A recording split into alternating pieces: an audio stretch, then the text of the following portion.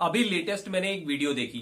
उसमें यह बताया गया था कि जो सेल्स फोर्स है और जो नीचे की टीम है यानी कि फ्रंट लाइन, वो टीम जल्दी जल्दी छोड़ के चली जाती है। इसका रीजन क्या है और क्या कंपनियों को करना चाहिए जिससे उनकी जो सेल्स फोर्स टीम है फ्रंट लेवल की, वो जल्दी जल्दी छोड़ के ना जाए। चलिए दोस्तों, बात करते हैं इस टॉपिक के बारे में। अगर आप कंपनी वाले हैं तो आपको भी कुछ चीजें यहां से इस वीडियो से मिलेंगी जो आप अपनी कंपनी में अप्लाई कर सकते हो। यदि आप एम्प्लॉय हैं तो भी आपको काफी सारी चीजें मिलेंगी जिससे आप किसी कंपनी में कितनी देर रुकना है, कैसे रुकना है, ये आप फाइंड आउट कर सकते हैं। जैसे मेरे काफी सारी कंपनियों से बहुत सारा पाला पड़ता रहता है और बहुत सारी कंपनी में मैंने भी जॉब की है, तो मैंने क्या देखा है कि जो फ्रंट लाइन टीम है वो सबसे ज्यादा छोड़ के जाती है और जल्दी जल्दी जाती है और कोई नोटिस पीरियड नहीं रहता। पता भी नहीं चलता मैनेजर को कि उसने कोई दूसरी कंपनी ज्वाइन कर ली। तो आखिर ऐसा क्या है कि लोग फ्रंट लाइन वाले जो हैं एफएमसीजी चैनल सेल्स में जल्दी जल्दी छोड़ के जाते हैं? तो इसका जो पहला कारण है वो खुद एम्प्लॉय है। एम्प्लॉय को ये नहीं पता कि उसको जॉब क्यों चेंज कर रहा है, कितने दिनों एक कंपनी में ठहरना चाहिए, उसको सैलरी की जरूरत है ज्यादा या पोजीशन की जरूरत है, उसके लिए उसको क्या चीजें सीखनी होंगी, उसके अंदर क्लियरिटी बिल्कुल भी नहीं रहती। उसको जैसे ही किसी दूसरी कंपनी से 500 रुपए 1000 रुपए बढ़ के मिल जाते हैं, वो तुरंत ही वहां पर कूद जाता है। लेकिन मैं आपको बताऊं कि 90% लोग इस तरह से कूदते हैं। शुरुआत में तो अच्छा लगता है लेकिन बाद में कुछ भी अच्छा नहीं लगता, क्योंकि उन्होंने स्किल्स नहीं बढ़ाई होती, कुछ सीखा नहीं होता। जहां भी 500 1000 रुपए का लालच किसी ने दे दिया, किसी की टीम भाग गई या किसी का जो एम्प्लॉय भाग गया, तो वो उसको बुलाते हैं और वो तुरंत कूद के चले जाते हैं। लेकिन 5 से 10 साल बीतने के बाद ऐसे लोग उतने ही सर्किल में घूमते रहते हैं, यानी उसी पोजीशन के आसपास घूमते रहते हैं और बाद में काफी हताश होते हैं। क्यों? क्योंकि उनको अपने बारे में क्लियरिटी नहीं होती कि हमको क्या करना है, नेक्स्ट लेवल के लिए हमें क्या तैयारी करनी है, किस तरीके से जॉब को स्विच करना है, किस तरीके की जॉब पकड़नी है। तो सबसे पहले ये आ जाता है कि हम मान लीजिए कि सेल्स एग्जीक्यूटिव है, तो अगर हम ऑफ रोल है तो सबसे पहले हमारे पास क्लियरिटी होनी चाहिए कि सबसे पहले मुझे ऑन रोल होना है।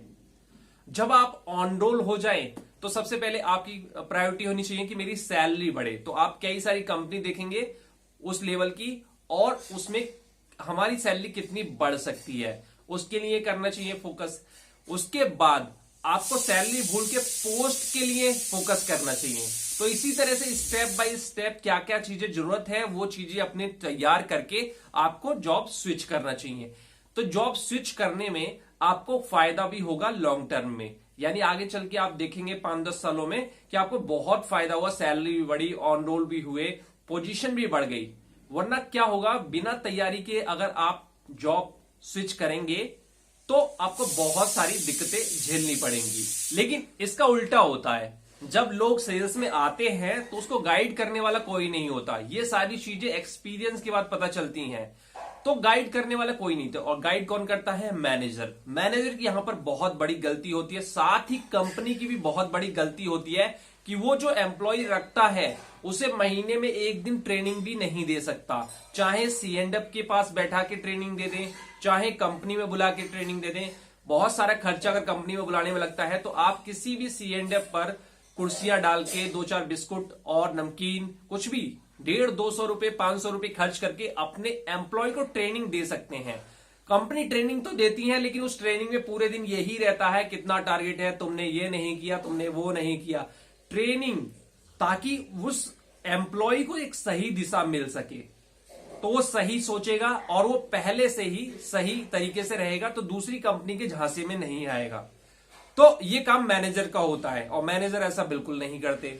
तो ये तो बात हो गई कि हमें पूरी नॉलेज नहीं है और देने वाला भी नहीं है।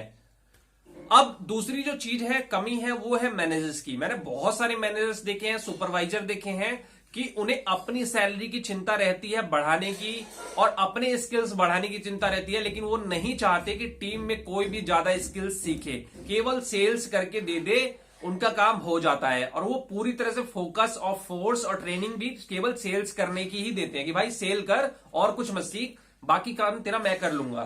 रिपोर्टिंग मैं कर लूंगा, सारी चीज मैं कर लूंगा, बस मुझे सेल्स दे और डिस्ट्रीब्यूटर जहां नहीं है वहां डिस्ट्रीब्यूटर बना के दे। जबकि डिस्ट्रीब्यूटर बनाने का काम सुपरवाइजर और उससे ऊपर मैनेजर का बहुत ज्यादा हद तक होता है।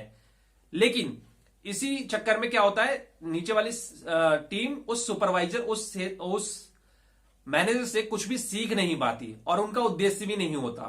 तो मैनेजर की सबसे बड़ी गलती होती है अगर कोई डिमोटिवेट है काम को लेके, क्योंकि अगर डिमोटिवेट भी लोग होते हैं तो जल्दी जल्दी जॉब छोड़ते हैं। ठीक है, जल्दी जल्दी जॉब छोड़ेंगे और उनको जब तक कोई ऐसा मोटिवेटेड मैनेजर सुपरवाइजर नहीं मिलेगा तब तक वो जॉब छोड़ते रहेंगे। तो एक मैनेजर और सुपरवाइजर की बहुत बड़ी गलती है, मैंने जो मार्केट में देखा कि अपने को क्या स्किल्स डेवलप करनी है वो चीज पे इनका फोकस होता है, दिन रात खोजते रहते हैं कि हमें कुछ सीखने को मिल जाए, हम और अच्छी जॉब ले लें। लेकिन अपनी टीम को नहीं समझा के रख सकते, अपनी टीम को मोटिवेट नहीं कर सकते। केवल मोटिवेशन के नाम पे एक सेल्स का रहेगा कि ऐसे करना है, तुम्हें ये कर लेना है, तुम 120% कर सकते हो, और कुछ नहीं है, बेसिक कुछ भी नहीं है कि किस तरह से तैयारी करनी है, किस तरीके से एक जो नया सेल्समैन है, सेल्स एग्जीक्यूटिव है, उसको किस तरीके से तैयार करना है युद्ध के लिए। ऐसा कुछ भी नहीं रहता, बस तुम्हें युद्ध लड़ना है, तुम कर सकते हो। यही मोटिवेशन का बस यही चैप्टर वो घोट घोट के पिलाते रहेंगे।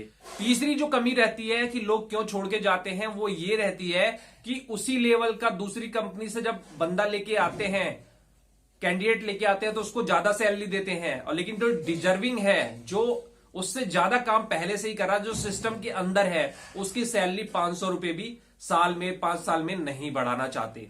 तो ये बहुत बड़ा एक डिमोटिवेशन का कारण होता है सेल्स टीम का। उसको सेल्स टीम को लग जाता है कि भाई कंपनी चेंज करने में तो 500,000 रुपए ऐसे ही बढ़ जाते हैं, और किसी कंपनी में पूरे टारगेट पूरा करते रहो, साल 2 साल में भी इतने रुपए बहुत ही मुश्किल से जाके बढ़ते हैं। तो एक उनका एक गलत संदेश जा रहा है, इसकी वजह से भी वो चेंज करते हैं। उन्हें पता है कि भाई चेंज करने से 500-500 हजार रुपए भी सैलरी बढ़ेगी, तो 5 साल में करीब 5-6 हजार रुपए 10,000 रुपए सैलरी आसानी से बढ़ जाएगी। तो ये गलत संदेश कंपनी के द्वारा भी जा रहा है।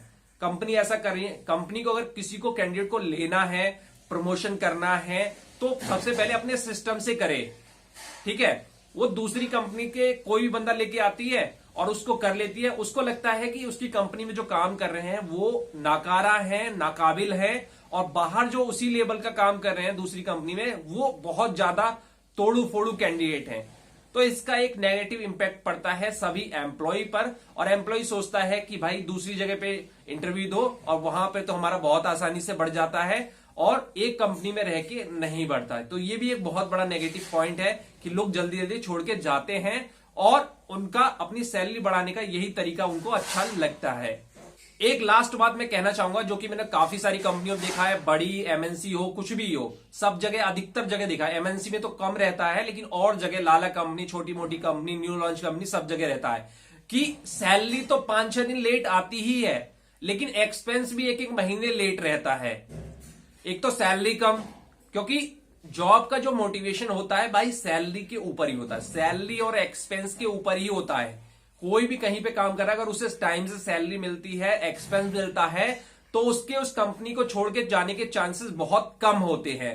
मैंने देखा है कई सारे लोग कंपनी इसलिए नहीं छोड़ते कि यहां पर टाइम से सैलरी मिलती है, एक्सपेंस जो है टाइम से मिलता है। वरना काफी सारी कंपनियों ने ऐसा बना रखा है, देखो कंपनी भी कुछ बना रखी है, और कुछ जो मैनेजर होते हैं वो जानबूझ के इस तरह की रणनीति बनाते हैं कि सैलरी अगर 7 से 10 तारीख के बीच में मिल गई तो एक्सपेंस करीब 22 से 25 तारीख के बीच में देनी है, ताकि कैंडिडेट फंसा रहे, और वो जो छोड़ के जाएगा तो उसका 1 महीने का नुकसान ही होगा। तो ये स्ट्रेटेजी काफी सारी कंपनियां लगाती हैं, और ये धीरे धीरे कैंडिडेट को मालूम चल जाती है। तो ये भी एक नेगेटिव पॉइंट होता है कि आप जितना काम आपने कराया है, एक्सपेंस टाइम से दीजिए, सैलरी टाइम से दिए। देखो सैलरी टाइम से देना आपको बनता है, क्योंकि उसके जितने भी खर्चे हैं वो पहले से ही डिसाइड है, सैलरी आएगी वो सारे खर्च हो जाएंगे। लेकिन एक्सपेंस वो डेली आपके काम के लिए अपना एक्सपेंस लगाता है, ठीक है, आपका प्रोडक्टिविटी बढ़ाने के लिए, और वो एक्सपेंस सही टाइम से ना मिले तो एक बहुत ही नेगेटिव इंपैक्ट पड़ता है। लोग क्या करते हैं, डेली जब काम करते हैं तो कंपनी के लिए पैसे लगाना नहीं चाहते, एक्सपेंस ज्यादा खर्च नहीं करना चाहते, क्योंकि उनको पता है कि एक्सपेंस हमारा जब हम कंपनी छोड़ के जाएंगे तब मारा जाएगा, या हमें लेट मिलेगा, तो एक मोटिवेशन रहता नहीं है। एक्सपेंस वो अपनी जेब से लगाते हैं, इसीलिए उनको टाइम से मिलना चाहिए। ठीक है, आपकी कंपनी अच्छी होगी, आपका मैनेजर अच्छा होगा, आपका वर्क कल्चर अच्छा होगा, तो कैंडिडेट छोड़ के नहीं जाएगा। लेकिन आप सोच रहे हैं कि केवल सैलरी फंसा के रखेंगे, एक्सपेंस फंसा के रखेंगे, तो कैंडिडेट कहीं नहीं जा सकता। जिसको छोड़ के जाना होगा वो 1 महीने की सैलरी भी छोड़ के जाएगा।